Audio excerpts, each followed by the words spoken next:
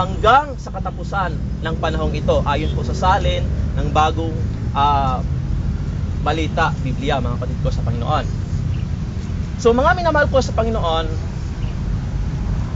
ang Diyos o ang Panginoong Hesukristo ay mayroon pong pangako na sinabi sa mga alagad na siya po ay laging kasama nila hanggang sa katapusan ng panahon.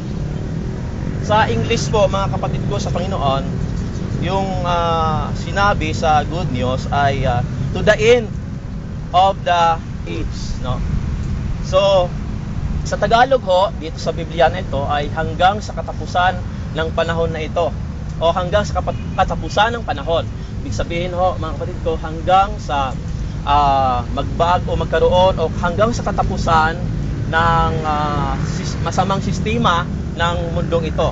So meaning ho, mga kapatid ko sa Panginoon, na ang pagsama ng Panginoong Hesukristo sa kanyang mga alagad, sa kanila hong ginagawang pangangaral, mga kapatid ko sa Panginoon, ay walang hanggan, mga kapatid ko sa Panginoon, no? Kaya nga, mga kapatid ko sa Panginoon, ay ang Panginoong Hesukristo ay nangako po sa kanila sapagkat hindi ho basta-basta ang kanila pong gagawing pangangaral, mga kapatid ko sa Panginoon.